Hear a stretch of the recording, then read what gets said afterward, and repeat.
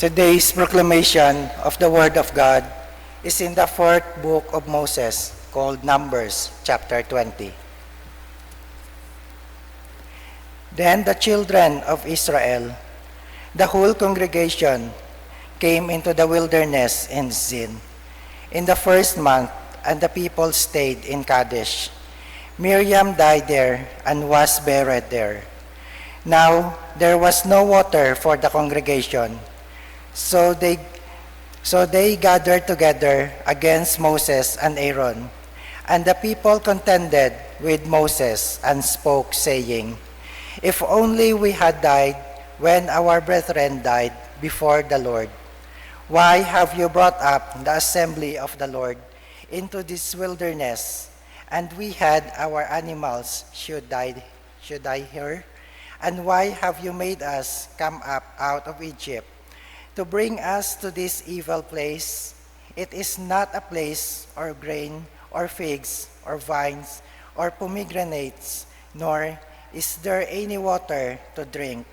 So Moses and Aaron went from the presence of the assembly to the door of the tabernacle of meeting, and if they fell on their faces, and the glory of the Lord appeared to them.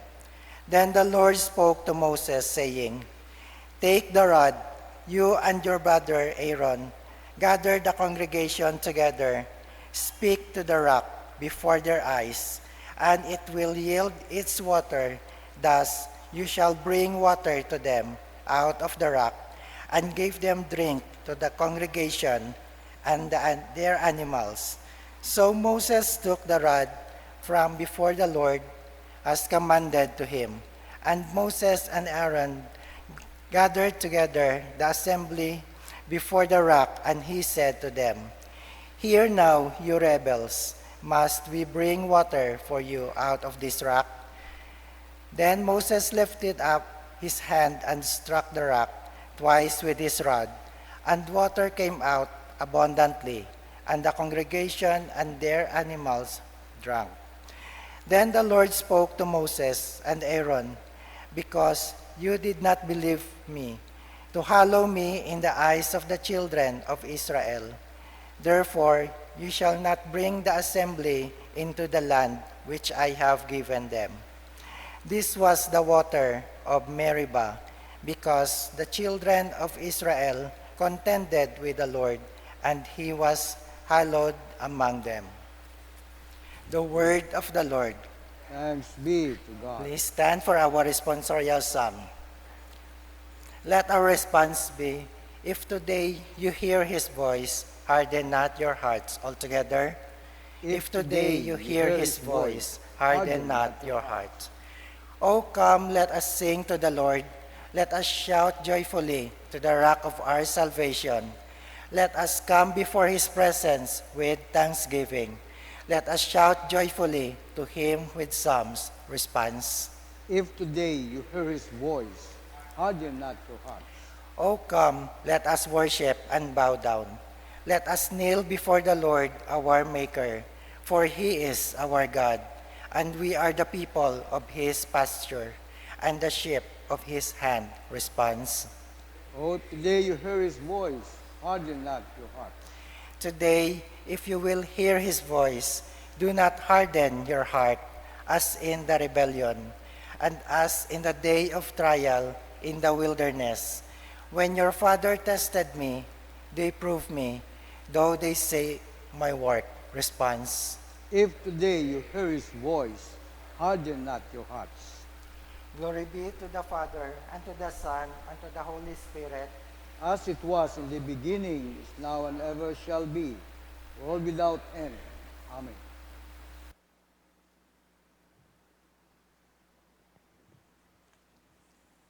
The Lord be with you. The Holy Gospel of our Lord Jesus Christ according to St. Matthew. Glory to you, Lord Jesus Christ.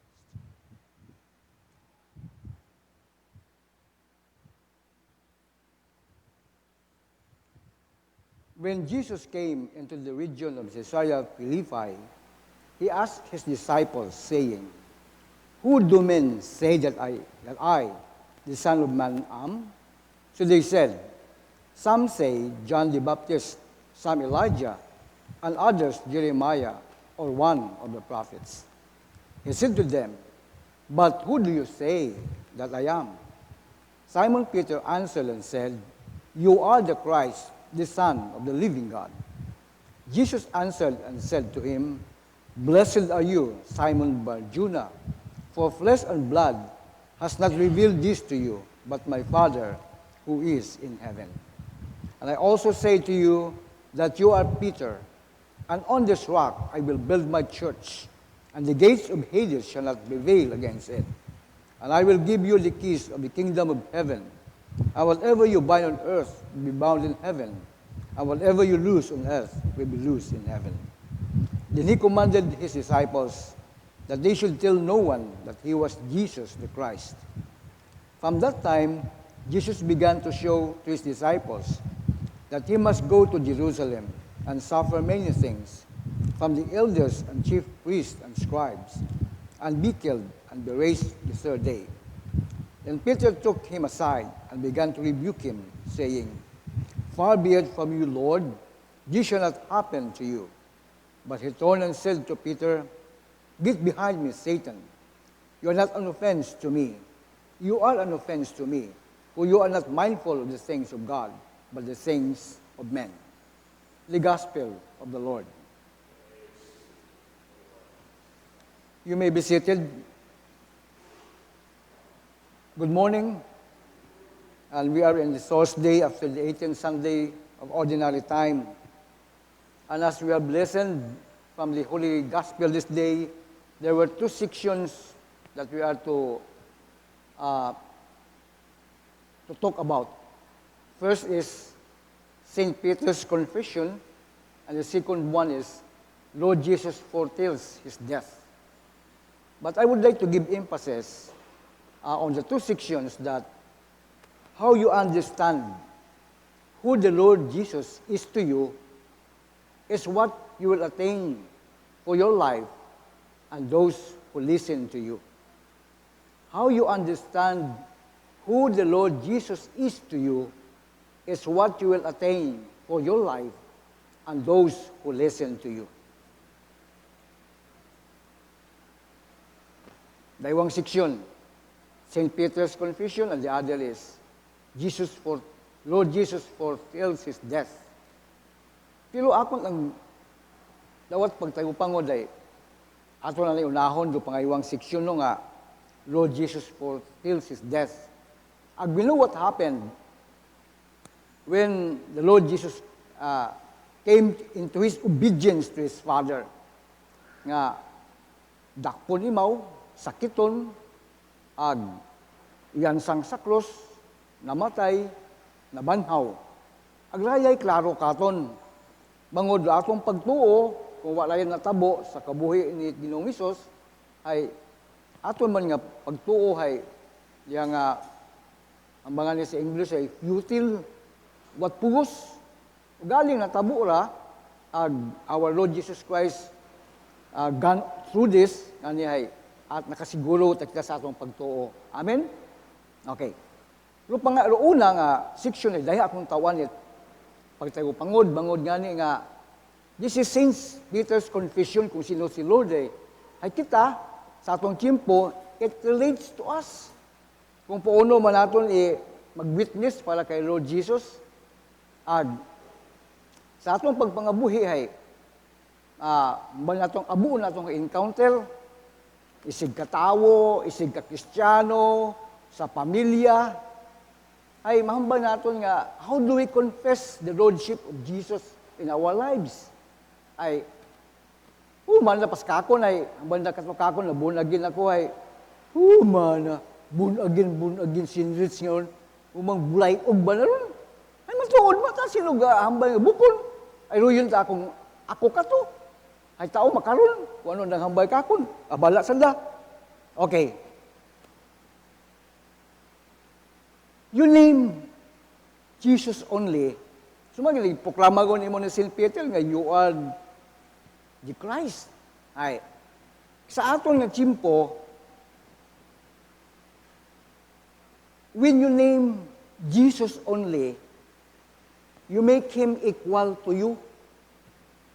Pero, when you name Him Lord Jesus, you make Him over, higher than you. Gusto mo ba yun? Dinamagnify mo imaw, making Him big, mabahol. Well, He is really big indeed. I remember when I was questioned during our travel with Bishop Ricardo sa Spain, banda ka ako na they call me Mestizo. Mestizo, where are you, Mestizo? Here I am. Oh, they said, we thought you're big, but you're small. Ay sabi na ako, yes, I'm small. But my God is big. Ay ano pa? Tindog sila tanan na magpilak pa. Ay, nakapaldi sila sa Pinoy, ay pramdi, dumdum nanda din tigo magsabat. Ay ang baka ako ni Father Ferdy sa ganang iya sang kilid, nga gina-coach ako, panunog sabat. Paghambal ka ako niya makato. Nga, you thought you're big but you're small. Sagutin mo yan, Father, sagutin mo yan. Ay, ako man, wako taom inog sabat, I was caught. But then, the Holy Spirit inspired me of the Word. In all humility, banakon, yes, I am small, but my God is big. Masig tindog siya tanan, at magpalakpak sa Ginoo. Praise be to God. Nga niron kita, sa kabuabo na itong encounter ng mga klase tao, we know now how to confess the Lordship of Jesus in our lives. Ay kung ato nito mong, oh, this is Jesus. Ay, imo tayo mong ginaubang equal ni mo. Equal ka tayo mo ni Jesus. Pero kung hambaw mo yung mga Lord Jesus, you make Him higher. You make Him big. You are magnifying His name. Ay, natabo, sa hayang atong Ebanghelyo makarong adlaw, kung si Peter, hay si Saint Peter yung nakatol makaron, o si Apostle Peter, hay imaw nga ni, hay, nag-commend kung sino si Jesus. How much more we are to call and address properly the Son of God. His name is Jesus. Yes, He is. Even God, now our God, the Father, now our Father, declared to us who His Son is. Ngayon kung atong matandaan, in the Acts of the Apostles, ang one of the Apostles ay, hindi ka pwedeng mawaga sa St. Peter. Amen? Habang ni Saints Paul and Silas, habang nanda sa Acts 16:31, believe on the Lord Jesus Christ, and thou shalt be saved, and thy house. Klaro, no? Hay kita baga puduktot Old Testament, New Testament, or Acts of the Apostles. We are. We are the product. Hay, bagay. Kung sanda nga mga apostoles nagtawag Lord Jesus Christ, tapos kita, hindi na kita magtawag Lord Jesus Christ, si Jesus siya taimaw. I'm sorry to tell you that matter. Pero, ako I am emphasizing this confession of St. Peter because gindeklara na nga you are the Christ, the Son of the living God. Kaya ba sabat ni Lord Jesus ka na, blessed are you, Simon Bar-Jonah, for flesh and blood has not revealed this to you, but my Father who is in heaven. Ay sino nagpakilala kay Ginoong Jesus? Ay si tatay na mismo, anang Father, which is our Father also. Kahapon sa Feast of Transfiguration, this is my beloved Son. Hear Him. Haging pamatian, itatlong ka-apostoles, St. Peter, St. John, St. James. Limog na to. And then, when they are sharing and telling the people who the Messiah is, ang mananda, believe on the Lord Jesus Christ, and thou shalt be saved, and thy house. Hay, have we done this? How blow naton ra? Nagpati ba kita kay Ginoong Hesus? Amen? We did so. Hay now, ginbaton ta imaw as Lord and our Savior of our lives. Now, how we proclaim Him? Paano tayo mo iproklama? Iproklama gat abaga natin mo si Jesus yata? Or Lord Jesus? Haman, the danger is this. The danger is this. Paano ng mga taong gapamati katon? Paano ng mga unga gapamati katon? Kung doon natong addressing kay Jesus magyapon sila. Pero kung we address the Lordship of Christ in our lives, Lord Jesus na imawtagon, abong taong gapamati, abong mga unga gapamati, they might imitate us. They might imitate us. Ay kung aton lang di pagtawat importansya, ay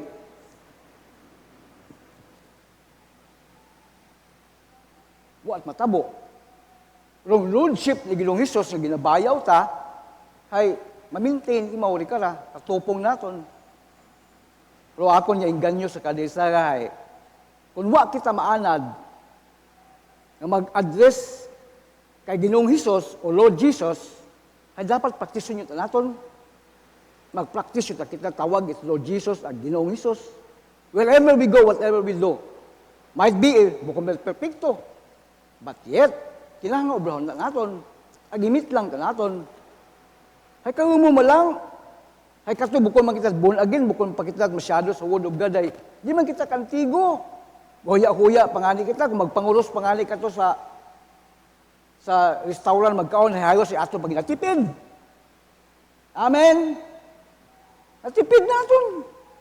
Sino ka pangamuyo sa pagkaon ka to sa restaurant? Wagin. Wata. Pagsangyot pagkaon, kaon mo lata. Pero ginturan kita at atong mga leaders. Na dapat, every time we partake of the food and drink, gina-offer ka ito, like, magpangamuyo ta kita, and then we did so. Pagbutang pagkaon sa lamisa, well, sino matagitang na? In the name of the Father, and of the Son, and of the Holy Spirit. Amen. God, we pray for this bounty. Kailangan kita.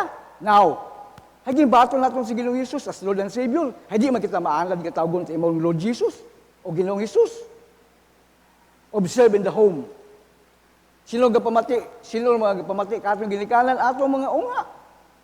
Ay kundi natong lig-address properly ng pagpanawag sa Ginoo. Hindi man sana kantigo magpanawag. Doon akong emphasis. Naman tawag ko emphasis do ay St. Peter's Confession makaron. Ay this is the only chance. Might be there are many chances na pwedeng mabatian. Pwedeng masailan, pwedeng makapadumdum, pwedeng makainganyo.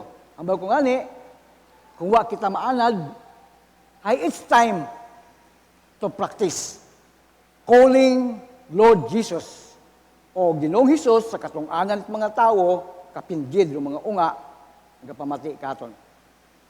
Kaya lang Amen?